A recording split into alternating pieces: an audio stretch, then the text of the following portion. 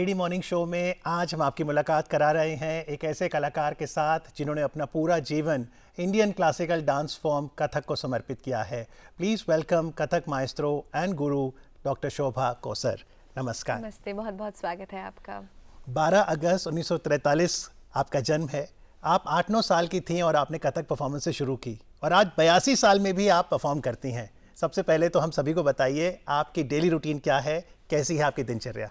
Daily routine तो सुबह उठती हूँ 6:30 में, चाय का प्याला नेचुरली पीती हूँ, थोड़ी सी सैर करती हूँ, ज़्यादा नहीं, क्योंकि रियाज करती हूँ तो इतना अलाउ भी नहीं करता कि इतनी सैर भी करो फिर रियाज भी करो।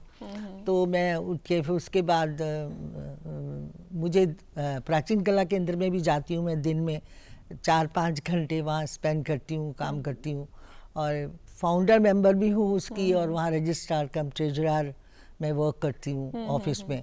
तो बस फिर और सबसे बड़ी एक बात है कि मैं खाना तकरीबन अपने हाथ का खाती हूँ बना के। अच्छा। सिंपल खाती हूँ और खुद बनाना पसंद करती हूँ। मुझे अपना खाना अच्छा लगता है अपनी कुकिंग करके। और सर्वेंट्स हैं पर उनकी हेल्प लेती हूँ, पर मैं बनाती हूँ। अपना खाना पैक किया, 9:30 पे ब्रेकफास्ट कर लिया। अच्छा। उसके बाद अपना खाना बिल्कुल पैक एक स्ट्रिक्ट डिसिप्लिन रूटीन आपका हाँ, रहता ये है, लेकिन टाइम एक डॉक्टर फैमिली, घर में सब डॉक्टर है और आप डांसर, कथक माएस्ट्रो, ये किस प्रकार हुआ? ये मेरे फादर तो नहीं चाहते थे कि मैं इस लाइन में आऊँ, पर मेरी मदर की डिज़ायर बचपन से होगी कि वैसे वो साइंस स्टूडेंट रही हैं, पर उनका होगा कि मैं डांस म्यूजिकल, तो उन्होंने अपनी सारी जो इच्छाएं थी शायद मेरे में डाल दी। गाना सीखो, गाना ज़रूर आना चाहिए, कथक जो डांस करते हैं मेहनत करो, सितार सीखो, ये सीखो, भी उसके साथ खाना बनाना भी सीखो, ये भी मतलब कला से जुड़ के शोभा जी व्यक्तित्व पर क्या असर पड़ता है? पर्सनालिटी कैसे डेवलप होती है?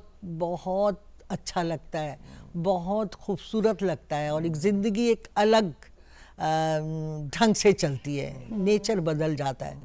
अगर आप सच्चाई में अगर रियाज करते हैं, कला से जुड़ते हैं, तो एक अलग ही एक रंग होता है ज़िंदगी का, सोचने का नज़रिया ही बदल जाता है। और क्लासिकल की एक और खूबसूरती है गुरु शिष्य परंपरा, तो आप भी बताइए इस परंपरा से आप किस प्रकार जुड़ी, कहाँ से ट्रेनिंग ली, किसने आपको सिखाया? मैं 5 साल की थी जब हमारे घर के पास एक स्कूल था, माँ कन्हैयालाल गुरुजी डांस सिखाते तो मेरी मामा ने वहाँ पे मुझे दाखिल कर दिया। तो 1 महीने के अंदर ही गुरुजी को शायद ये लगा कि लड़की कुछ बन सकती है और इसको कुछ अलग से, क्लास की नेचुरली अब 20-30 गर्ल्स होती थी तो करती थी, तो वो इतना ध्यान नहीं इतना जाता था। फिर गुरुजी घर आए, उन्होंने माँ को बोला कि ये बच्ची बहुत अच्छा कर सकती है, कुछ बन सकती है, तो मैं इसको सिखाता हूँ। तो हम ऑलरेडी उस वक्त 4-5 भाई बहन थे, तो मेरी मम्मा ने कहा कि ये मुश्किल है भाई, अकेले को मैं इतना वो नहीं कर सकती। कहते नहीं, मैं इसको सिखाऊंगा, मेरी कोई आपसे फाइनेंशियली कोई शर्त नहीं है। तो उन्होंने मुझे शुरू किया और जो हमारे दादा गुरु होते थे, इतना वो मेरे गुरुजी को प्यार करते थे, उनके गुरु आगे, दादा गुरु मीन्स मेरे गुरुजी के गुरु, वो भी आ जाते थे, उनका आशीर्वाद मुझे मिला बहुत, और आशीष जिसे कहते हैं कि, और उसके बाद गुरुजी ने इतनी मेहनत की और फिर छोटेपन से ही मैं कंपटीशन में गई, कॉम्पिटिशन्स में जाके उसके बाद फिर छोटे छोटे प्रोग्राम देने लग गई बेबी शोभा सूद के नाम से। तो एक जो तालियों की गड़गड़ाहट, जो एप्रिसिएशन, जो प्यार मिला, वो एक अलग ही नशा होता है। और जयपुर घराने को आप रिप्रेजेंट करती हैं, जयपुर घराने में ऐसी क्या खास बात है, अगर हम उसको देख पाएं आपके अभिनय की मदद से? हाँ, दिखा दूंगी मैं। जयपुर घराने की खासियत ये है कि इसके बड़े बड़े जो हमारे दादा गुरु हैं, गुरु नारायण प्रसाद जी, उन्होंने बहुत सुंदर कविता लिखे हैं भगवान कृष्ण जी की इतनी बड़ी लीलाओं को, जैसे माखन चोरी है या कालिया दमन लीला है या 16 सिंगार है या राधा से छेड़खानी है, उसको उन्होंने कवित में डाला। ये बहुत एक खूबसूरती है जयपुर घराने की। सो मैं आपको एक माखन चोरी बताती हूँ। धा दिन धिन धा, धा दिन धिन धा, धा दिन धिन धा। संग में लिए ग्वाल बाल नटना गर नंद लाल सखियां सब उमंग भरी गोवर्धन जात हैं नटवर की पूजा करत ताजग ताजग थोजग थोजग ताम तत थे आनंद मनावत हैं। इंद्र देख क्रोध करत सनन पुरवाई चल धड़ धड़ बादल गरजत तड़ तड़ बिजली चमकत बरसत मूसलाधार सखियां सब बही जात कृष्ण चंद्र गोवर्धनक पे उठाए लेत ब्रिज को बचाए लेत देव ऋषि आकाश से फूल जो बरसाते हैं। नारायण गाय नाच कृष्ण को रिझावत है नाजिग नाजिग थोजिग थोजिग थे ता थे ता थे ता थे ता थे ता थे ता थे ता थे ता थे। अब मैं इसको भाव से बताती हूँ। जी जी। संग में लिए ग्वाल बाल नटना गर नंद लाल सखियां सब उमंग भरी गोवर्धन जात हैं नटवर की पूजा कर ताजग ताजग थोजग थोजग त्राम तत थे आनंद मनावत हैं। इंद्र देख क्रोध करत सनन पुरवाई चलत धड़ धड़ बादल गरजत तड़ तड़ बिजली चमकत बरसत मूसलाधार सखियां सब बही जात कृष्ण चंद्र गोवर्धनक पर उठाए लेच ब्रिज को बचाए लेत देव ऋषि आका से फूल जो बरसाते हैं। नारायण गाय नाच कृष्ण को रिझावत है नाजिग नाजिग थोजिग थोज थे ता थे। अब मैं बैठ के चक्कर नहीं ले सकती। थे ता थे ता थे ता थे ता थे ता थे ता थे ता थे। क्या बात अति है, सुंदर, क्या बहुत बात खूब। है। तो आपने जो अभी प्रस्तुत किया ये एक कवित है।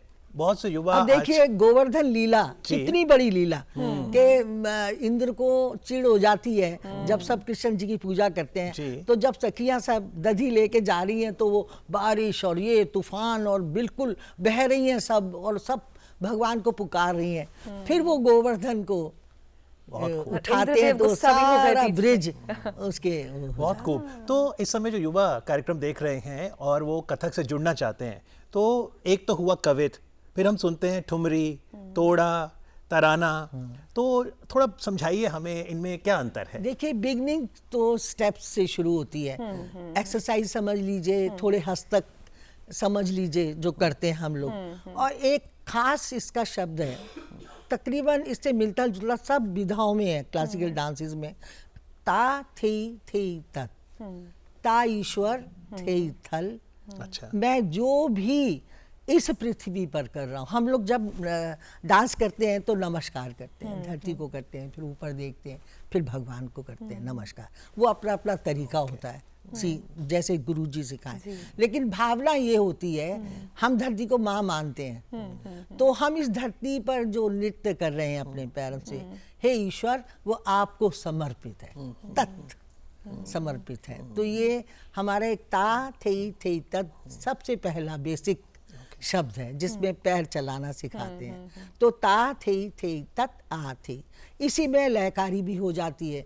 इसी में जब बड़े लोग, बड़े आर्टिस्ट जब डांस करते हैं तो तक तक तक तक तक तक तक तक तक तक तक तक तक तक तक, तो वो मास्टरी आती जाती है। लेकिन कदम वही होते हैं, ता थे पैरों की चाल बदल जाती है। उसमें फिर वो अपना दिमाग है, कैसे लयकारी दिखाते हैं, कैसे तैयारी दिखाते पर हैं। ये सारी बातें क्या भारत मुनि के नाट्य शास्त्र पर ही आधारित हैं? नहीं, आप ये नहीं कह सकते।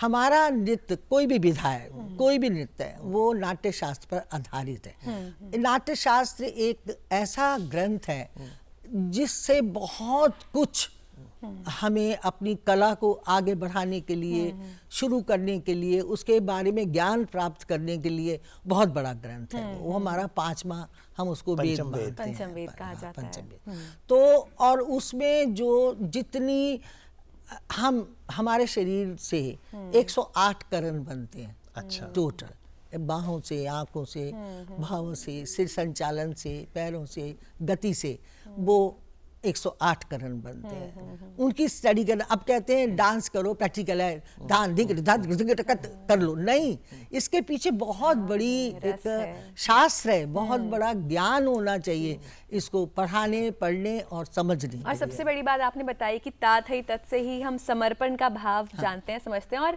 यही शब्दों की गूंज आपने पूरे पंजाब, हिमाचल में पहुंचाई। वो किस प्रकार? ये तो मैं सोचती ये हुआ कैसे, क्योंकि जब मैं शादी होके आई तो कॉलेज में लगा दिया। मैंने अलंकार किया हुआ था बॉम्बे मंडल से, तो मुझे जब कॉलेज में लगाया तो मैं 10वीं पास थी। अच्छा। पर मैंने MAO अलंकार किया हुआ था। तो मैं जब कॉलेज में लगी तो मेरे से बड़ी बड़ी लड़कियां थी। 17-18 साल की थी जब मेरी शादी हो गई मिस्टर कौसर से। तो मैं छोटी थी, तो लड़कियां कॉलेज की BA की तो मेरे बराबर ही थी तकरीबन।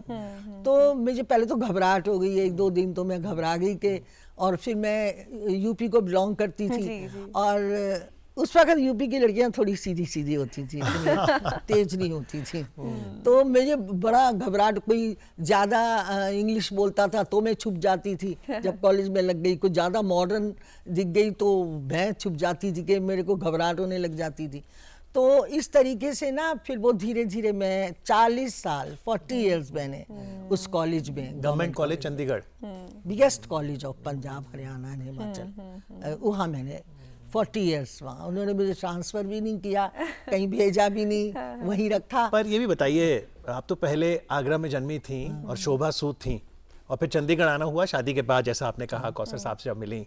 तो आपके हस्बैंड भी तांडव सम्राट, वो तांडव सम्राट रहे हैं। वो बहुत सुंदर तांडव नृत्यकार रहे हैं, और उनकी एक अपनी विजन थी, एक अपनी सोच थी कि डांस, हम लोग परफॉर्मेंसेस देते थे दोनों, और अच्छी हमारी इनकम होती थी, अपना घर में बनाया खाया, शाम को परफॉर्मेंस, फिर क्लब चले गए, वो वाली लाइफ थी। तो उन्होंने ये सोचा, उनका ये विजन था कि कब तक करेंगे, कुछ ऐसा करें जो आने वाली जनरेशन को संस्था स्थापित की फिर आपने, प्राचीन कला केंद्र। प्राचीन कला केंद्र एक स्कूल था, सिंपल स्कूल, ट्रेनिंग, जैसे कमाई का तो कोई तो जरिया, रोज तो प्रोग्राम थोड़ी होते हैं, तो वो स्कूल था। फिर उसको हमने उसका डिप्लोमा सिलेबस बनाया, उसके रूल्स रेगुलेशंस बनाए, फिर हमने उसका, फिर वो एस्टैब्लिश हुआ।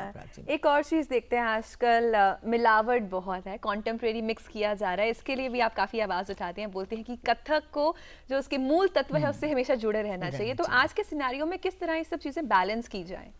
ये देखिए, कुछ कर लेते हैं थोड़ी देर के लिए, ये जो भी ये डांसेस हैं, आप वेस्टर्न लगाइए, जो भी सालसा है या जो भी आप देखिए, ये थोड़ी देर के लिए आनंद तो देते हैं, पर ये लॉन्ग नहीं चलते, लंबे नहीं चलते, क्योंकि हमारा क्लासिकल हमारी आत्म शांति के लिए, हमारी अपने वजूद के लिए, हमारी रूह के लिए बहुत बहुत ज़रूरी और बहुत अच्छा लगता है। क्योंकि जो क्लासिकल से कंसर्न है उसकी आत्मा ही बदल जाती है। बिल्कुल। क्योंकि आप क्लासिकल हैं तो आप शास्त्र को जानते हैं, आप धर्म को मानते हैं, तब आप उसको, अब आप एक कृष्ण जी की कोई रचना करें तो आपको उसको आत्मसात करना होगा, अपने साथ मिलाना होगा, सोचना होगा कि वो कान्हा खड़े हैं जिनको मैं देख रही हूँ, जिनके बारे में बात करें, अगर वो मुझे छेड़ रहे हैं तो छेड़ रहे हैं। तो ये सबसे बड़ी चुनौती है कि जब आप मंच पे परफॉर्म करने जाएं तो आप भूल जाएं कि अब आप शोभा हैं, भूलना पड़ता है। आप उस कैरेक्टर में डूबेंगे तो आपका भाव आएगा। अगर आप यही फिक्र करेंगे कि मैं शोभा कौसर हूँ और अभी घर जाना है, ये करना है, वो कुछ नहीं आने वाला, आपको भूलना है। तो कुछ करके दिखाइए इसी में, ठुमरी का कोई भाव प्रस्तुत करके।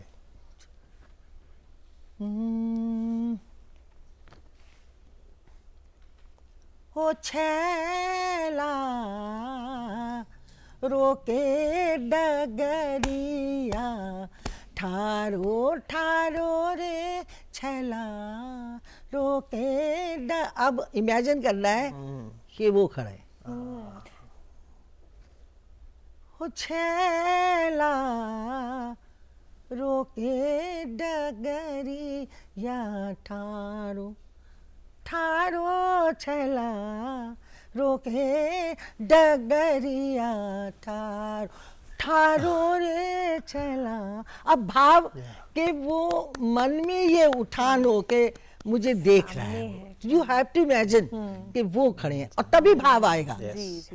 रोके रोके डगरिया, ठारो ठारो रे छैला रो के डगरी। अब घूंघट किया, यहाँ पकड़ा, ये सोचने की बात है। मतलब अपने मन में आपको धारणा है कि मेरा हाथ क्यों पकड़ा, मुझे पसंद नहीं आया, तब भाव आए।